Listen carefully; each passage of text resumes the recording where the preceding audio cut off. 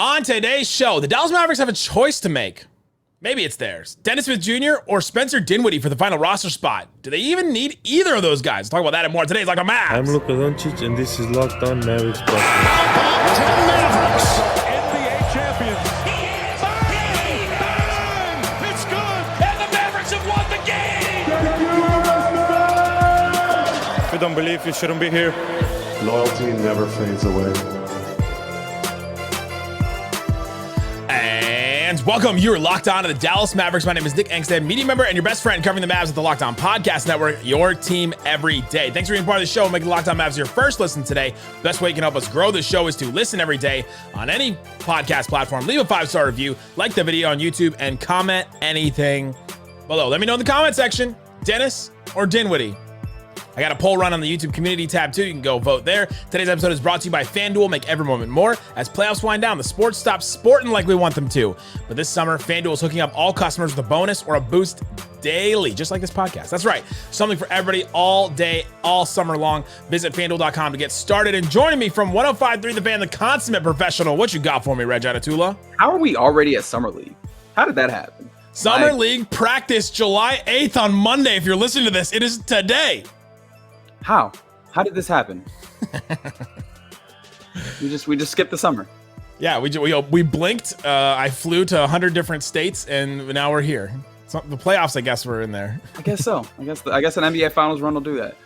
It's nice. It's nice. It is nice. Yeah, so we'll talk about the final roster spot today. We'll get into the back and forth of that. I also kind of wonder if we're talking too much about the final roster spot because how are some of these guys going to play? So I want to have the preliminary, who actually can play on this roster. We'll talk about that a little bit, even though the roster's not set. And then I want to get Reggie's thoughts on Klay Thompson, on some of the free agent guys that are officially signed and all that kind of stuff. So we'll get into all that today. But let's start here. Michael Scotto of Hoops Hype reported that the Dallas Mavericks have considered bringing in one of two former guards back to the team. Oh, retreads, bringing back some retreads. Mavs fans, all they love is their retreads. There's somebody commenting that all the time. Why do we always bring back guys? It's because they know the team, know the system, and they have a skill set that can work. Anyway, reported that Dallas Mavericks have considered bringing in one of two former guards back to the team, Spencer Dinwiddie and Dennis Smith Jr. Talked about both of those guys in the last roster spot episode I did a couple of days ago, and I put out a poll, and 8,000 of you voted in it, and Dennis Smith Jr. came out on top, 48%. Spencer Dinwiddie was 35% after that, and I think Marcus Morris was 18% after that. And so the majority of Mavs fans, at least that engage with this show, want Dennis Smith Jr. back on the team. If you had to pick one of those two, Reggie, who are you going with? I think I go with Dennis Smith Jr. I think I'm gonna be a man of the people here and go with the people. My reasoning being, yeah, that's right. That's always, you always go with the people, except when you don't. But I think with Dennis Smith This Jr. is not the Electoral College over here, right? Well, okay, I don't want to delve into those waters. Just gonna completely sidestep that. But no, with Dennis Smith Jr., the reason why I go there is actually me versus the machines. I had to throw that one in. Sorry. I appreciate it. I'm done interrupting you now. No, it's cool. We could take our time with this. I will work my way through the interruptions and the disruptions. But no, with Dennis Smith Jr., I think it's and Spencer Dinwiddie, I think it's actually for me less about what those guys individually bring per se, and more about what it means with the rest of the roster. And I feel like with this spot and any spot like it, you're kind of just giving yourself an opportunity to give yourself a little bit of variety from what you already have. And in theory, in my mind, you have offensively inclined guards on your roster. You have guys like, especially when you talk about Jaden Hardy, who I think you're looking at possibly getting that upside on with. Obviously, we could talk about your top line guards that are, clearly everybody knows about. They're the foundation of this team. And I think that Jaden Hardy is one of those guys that you believe offensively is coming to bring some of that to you.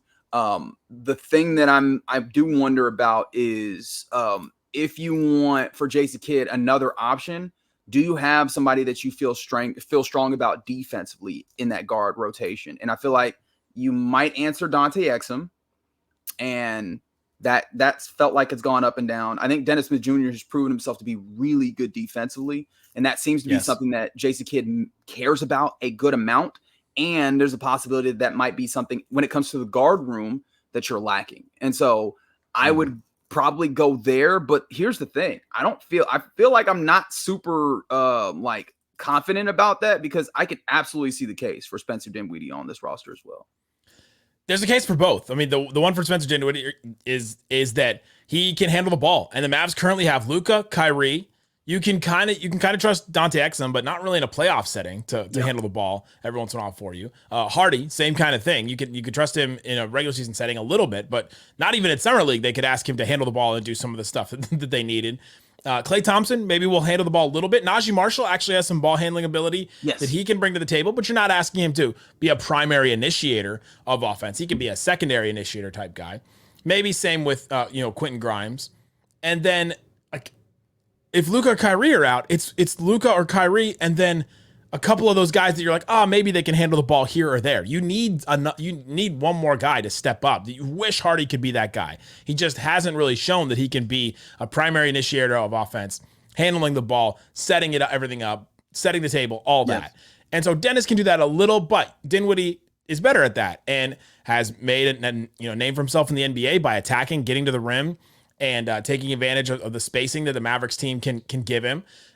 He struggles with the lob throws, which is something that I have been thinking about a little bit when you're thinking about these two guys and thinking about, all right, how does this team look now that's different than the team that Spencer Dinwiddie left those years ago? They've got two lob threats that are going to be on the table at all times. And so he's not going to have the same kind of spacing that he did, but he'll have a lob threat. Can he hit those guys? And that's something that I'm concerned about. I also want to mention my apologies to Quentin Grimes because I completely forgot about you. And he obviously is one of those defensive guys or one of those guys that could add you some defense in that guard room. So my bad. Absolutely. No, you're good. The one more thing that I wanted to mention about this back and forth is I've heard a lot on YouTube comments and tweets that I get and Facebook comments on the Facebook groups and the subreddit and all that. Spencer Dinwiddie spurned us. Remember when he was a buyout guy and he went to the Lakers and said he'd rather go back to dad than go back to mom? Remember that whole thing with that weird quote that he had? Spencer Dinwiddie did not pick us in all this. Spencer Dinwiddie got traded for Kyrie Irving, first of all, so he did not even necessarily leave. And yes, he chose the Lakers instead of the Mavericks. But let's also not forget what Dennis Smith Jr. did when he left. I know that a lot of you are new Mavericks fans that we've collected over the years, but let's not forget that the end of the Dennis Smith Jr. saga, because I was there doing a daily podcast every day about this team. We had a Dennis Smith Jr. trade watch because he was asking for a trade back in 2019. On the podcast, you can go back. We probably say a bunch of things on there. 2019. January 14th was the first day we did Locked On Mavs, Dennis Smith Jr. Trade Watch, day 1. And it went all the way until January 29th, which was day 15. He got traded on January 31st. And that was the Porzingis trade where Dennis got sent to the Knicks for that trade. So he sat out with an illness and a back injury that he diagnosed himself. Just leave it at that.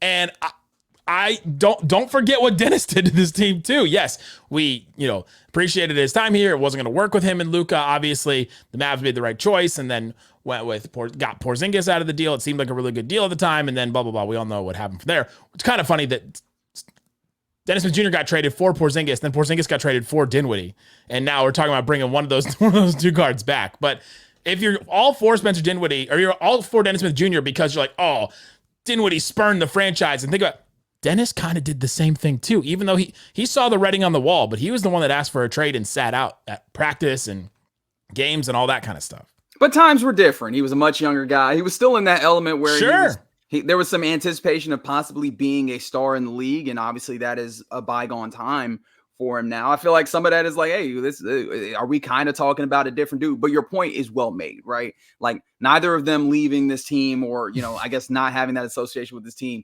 are like sterling in their reputation. I think ultimately they're not Seth Curry. Right. We can let that go. But ultimately, I think whichever one you bring, like they bring something to the table, and so you just have to weigh it on that. Yeah, I think you were fair in saying that. Hey, we probably shouldn't use the emotions of this to make the decision. I don't know where these guys are going to go. I don't know what money they want because the Mavs only really have like a minimum like roster slot for salary available. So I don't know if there's teams with money out there, if they're waiting on that. If I don't know what they're waiting on, or a bigger role somewhere else, because the role would not be very big. There'd be nights when these guys don't play, because coming up, if Jason Kidd keeps a 10-man rotation, 2 of these players will not play. Quentin Grimes, Maxi Kleber, Dante Exum, Jaden Hardy, Omax Prosper, or one of these 2 guys that we're talking about. Who are they? Who are the ones that aren't going to play? We'll talk about that coming up. You don't believe you shouldn't be here. Today's episode is brought to you by FanDuel. FanDuel Sportsbook has all kinds of props and odds that you can use to get in on the action. And, the NBA is not doing games right now, but they are doing Summer League, so you can watch that. But the WNBA, tons of games right now. Our Dallas Wings got a win the other day. I was there. I enjoyed it. It was great. They now have an Angel Reese tab on FanDuel, which I appreciate. Angel Reese recorded double-double in consecutive games since June 4th. So she's continuing her double-double streak. Plus 14 games is minus 250. Plus 15 or more games is plus 100. 16 or more games is plus 210. 17 or more games is plus 390. That's kind of fun if you want to put some stuff on that. You can do all kinds of player awards and things like that. Check it out on FanDuel, and then also check out all the boosts and bonuses and daily things that you can do all the time. FanDuel.com.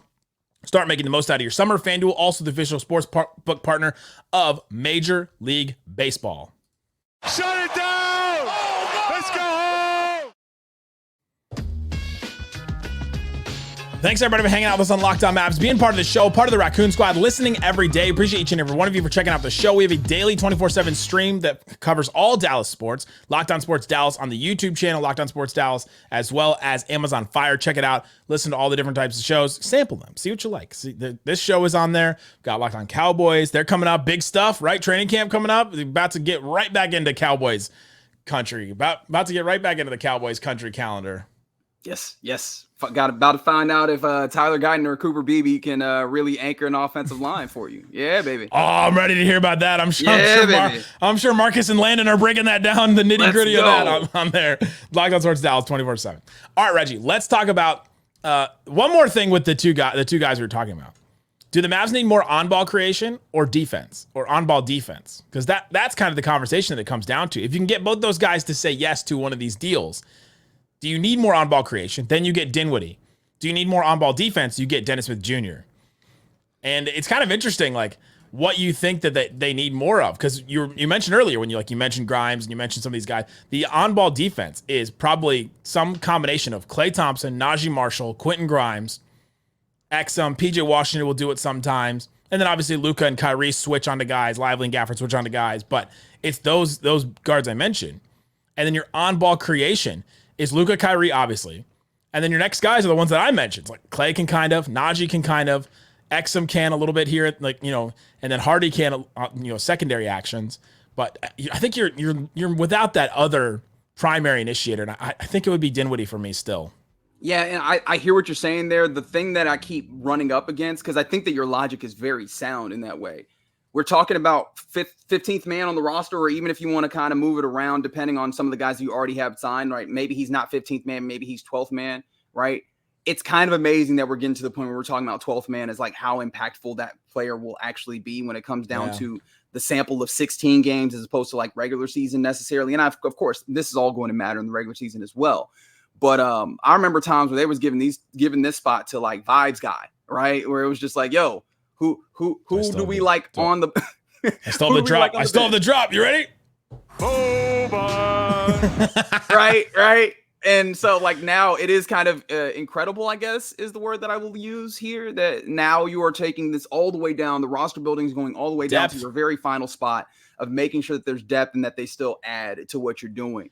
So yeah, no, like I think you're probably fair in saying that, hey, the possibility of Spencer Dinwiddie, knowing that he can do that on a rotation level, I guess me personally, I continue to worry about like what the degradation of Klay Thompson looks like when it comes to like, do you have somebody that you can roll out there and say, if you have a high level guard that you're playing against, do you have somebody that you can throw out there and slow them down? And I'm not sure that you have an answer. So in my mind, I'm like, give yourself more and more options, because offense is never going to be, you're never going to be wanting for offense. Is it going to be a little bit more workload on Kyrie or Luka?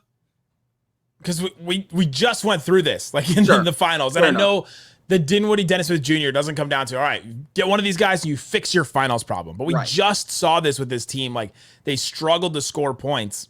Fair enough. When it really mattered at times. But I think that's where some of the addition of shooting then changes the math on this, because that was one of the things that made that really difficult for Kyrie and Luka, was that there was able to be a load up on those guys because your shooting wasn't there. If your shooting is there, does that make that a little bit easier for those guys? And then you know that those guys are going to be playing 40 minutes anyways, right? And so I don't know. Like, I'm now going cyclical on this, and I try not to be there, but no, I hear your point for sure.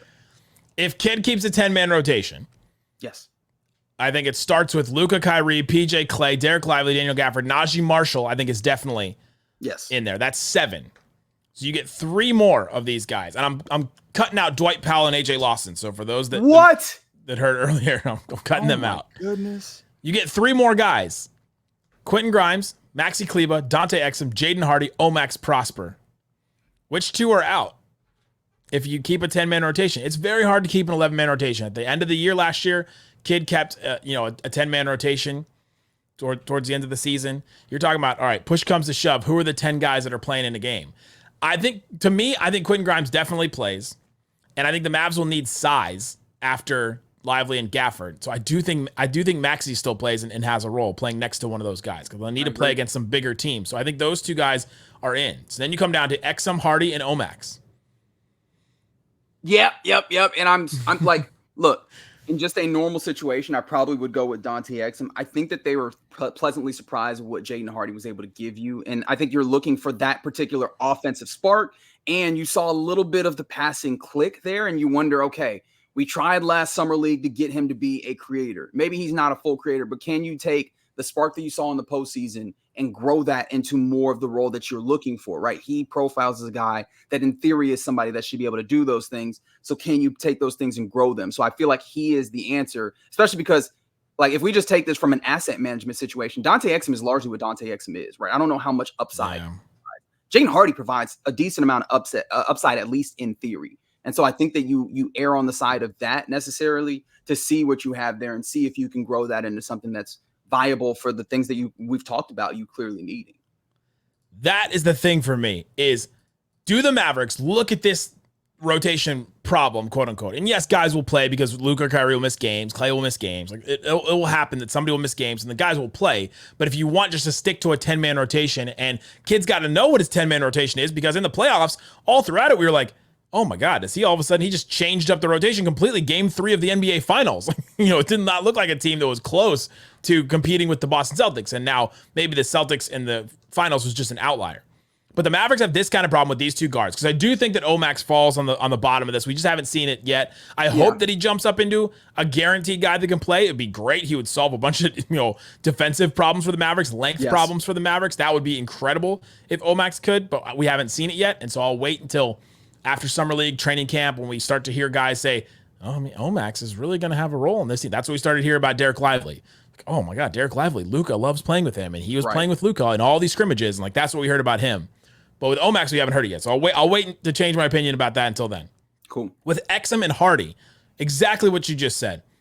With Dante Exum, do they think that they saw enough in that playoff run to go, oh my God, this guy is not going to be ready for any playoff series? We just went through 4 rounds and he couldn't play in any of them, basically. And we tried to throw him out there and he just did not look ready. And so we as a team have to invest in our future. And we think Jaden Hardy is that guy because we saw him in the Western Conference Finals and a little bit in the finals go out there and show some stuff. So do they decide to invest in Jaden Hardy throughout the season, which is something I've been calling for them to do more and more because you just got to invest in this guy if you expect him to take that step forward and be that other scorer, because they just desperately needed that guy. Now they got Klay, which is very helpful in that regard, but still need one more ball handler. And Hardy could maybe kind of become that guy, but I hope that it's Hardy. I kind of think that it's Exum, though, if you just go with Kid going with the veterans instead of, investing in some young guys instead.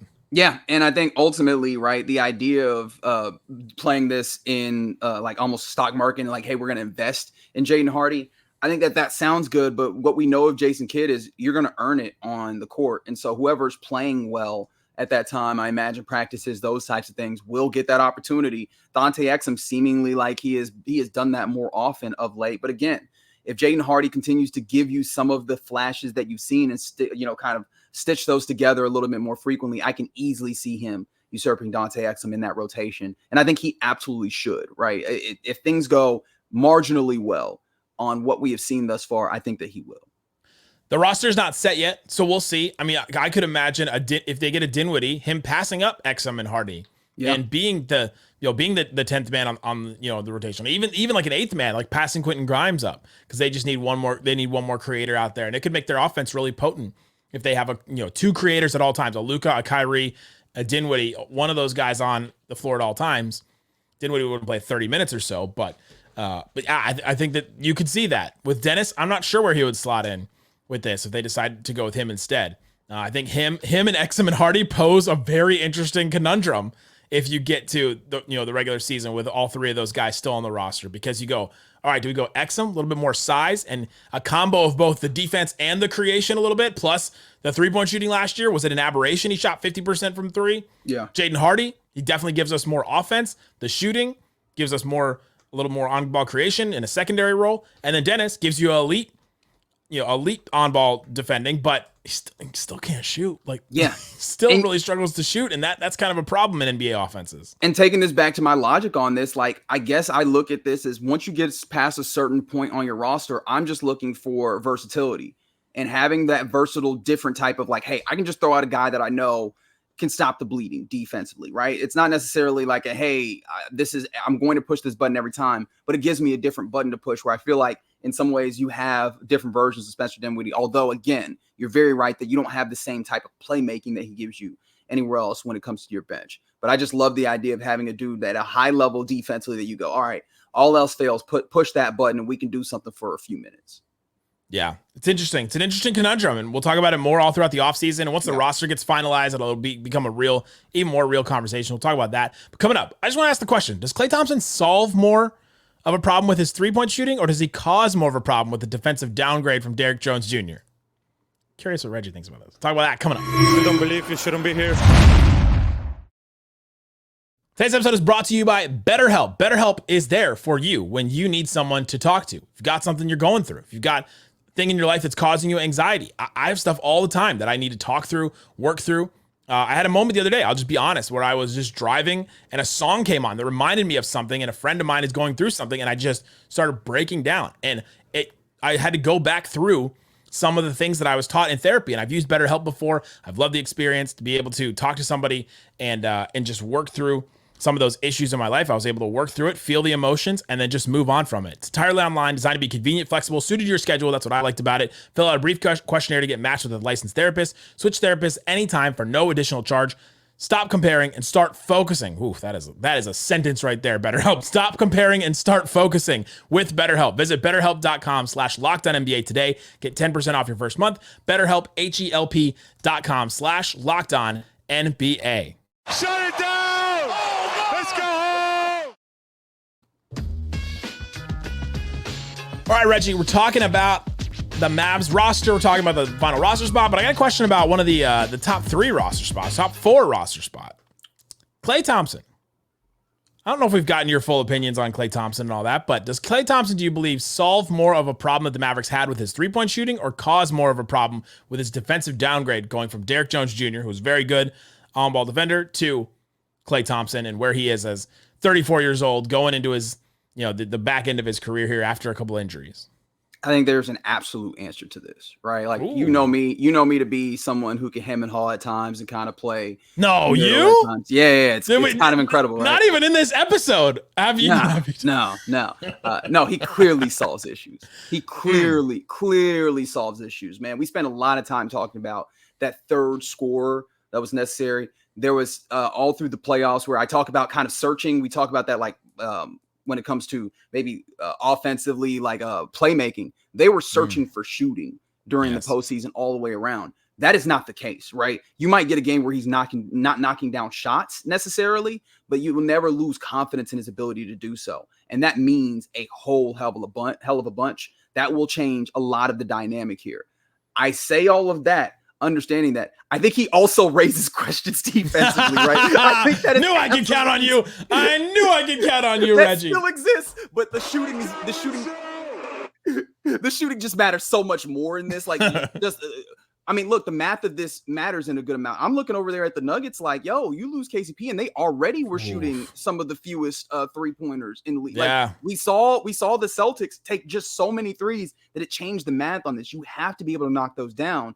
And Klay Thompson gives you an ability to absolutely make that a lot more viable for yourself with the prowess of Luka Doncic and Kyrie Irving. So no, that matters so much more. But and I keep using the same word and I'll keep going back to it because I think this is going to be now like just a thing that I say. What does the degradation of Klay Thompson look like? Because we know that he is not the elite defender anymore. Where does he land on good, very good, solid, okay? Because that will mean a lot. Because like then if that's the case, you're looking at probably what starts as your starting lineup, maybe shifts around, but your three, guard type guys, if that is a problem for him, are guys that can get driven by, and that just adds so much more pressure to your back line. I mean, you did it to Utah a few years ago when Rudy Gobert was still there, right? People were banging on Rudy Gobert's head not because of his failures, but because everybody around him on Utah couldn't defend, and they were trying to play defense just with the center. That does not work in this league now. And if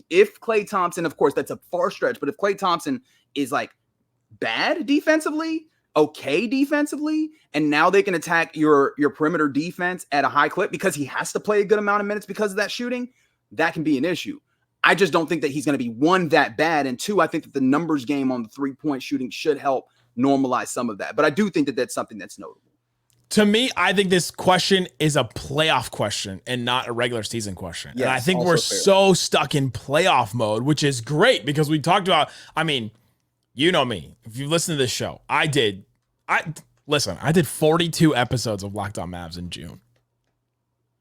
Well, we talked about the playoffs a lot, like going all through it. May, June, April, we were all through it. I did 2.5 months basically of playoffs episodes, talking about this playoffs, talking about playoff questions, all getting to it where everything's more condensed. Everything matters a lot more. Everything is squeezed and you have to maximize everything that you can and it's matchups and it's all that kind of. This is not a regular season problem that the Mavericks are going to have, I don't think. Because I think that your offense is going to carry you at times when it couldn't, because they were searching for offense a lot. Last 3 months of the season, remember, the Mavericks were the number one defense last 3 months of the season. And Derrick Jones Jr. is now being touted as, oh my God, how could the Mavericks lose Derrick Jones Jr. and now they're screwed? And look at what do you know how many minutes a game he played in the last 3 months of the regular season when the Mavericks were the number one defense in the NBA? It was definitely sub 25. That was a Blues Clues moment where I just wanted everybody at home to answer as well. Okay, very good. I was like, am I being asked or is it? Yeah. It's not right. 20. Derrick Jones Jr. played 20 minutes a game the last 3 months of the season. And Josh played 24 minutes a game. And we know his defense leaves some, to be desired at times. Tim Hardaway Jr. played 22 minutes a game. To end that, he played more. Like, this was not a scenario where Derrick Jones Jr. was playing, like PJ Washington played 32 minutes a game to end that season. Kyrie Irving was playing 36 minutes. Luka was playing 37 minutes. It's not like it was just these, Derrick Jones Jr. carrying this defense at times. I think that Klay Thompson can fill in that role totally fine. And then Najee fills in Derrick Jones Jr.'s role. Like, I just think that it's going to fill in a lot easier in the regular season than what we're really freaking out about with the playoff setting. Does Kid have to figure it out by playoff time? Yeah. Like that will be a problem and you'll have to figure that out. But you've got 82 games to figure that out, plus the preseason and all that. Like, that's what this is for. Yeah, ultimately, that's what you signed Klay Thompson for, right? Like, it's the postseason, right? You are in, and I keep saying it this way, but ultimately, you laid it out very well. You're no longer being judged by the sample of 82. The regular season is nice, and it's to get you to that point, but now it fully leans into what Jason Kidd likes doing as a laboratory, because you are judged exclusively now on what you do on the playoffs. And so that's where my mind goes when I'm evaluating this team. But thankfully, you don't start immediately with the tournament. You have the opportunity to work through all of this with the regular season. And so that's going to be super insightful and helpful in helping Kidd and this coaching staff and Sweeney. Hey, thanks for hanging around. Figure out the defense of this. And Dudley, right? Figure out the defense coaching of this, the summer league team. They have done the last 2 times that you've been in the playoffs to a pretty incredible degree. These problems it is a problem. Like they will have to figure it out. But I think that the Kid won't have to figure it out until the playoff rotation. Same kind of thing with his 10-man rotation. He really doesn't have to figure it out until the playoffs come again. You got 82 games between now and then to figure it out. And it's still not like 3 months away. 3 months away, we'll be actually talking about that. What's not 3 months away is Summer League. Tomorrow, they'll have the first Summer League practice. So we'll hear from that. We'll hear from Jared Dudley. We'll talk about, all that. I'll probably do an episode about like what I expect from Summer League and things like that, and what we're looking for with Omax and with AJ Lawson. Is it put up or shut up time for AJ Lawson? The Morris twins seem to think so. So we'll talk about that tomorrow. And when we hear more from them. Guys, thanks so much for listening to Locked On Mavs. Go listen to Reggie Adetula on 105.3 The Fan. Guys, thanks so much for listening to Locked On Mavs. Peace out.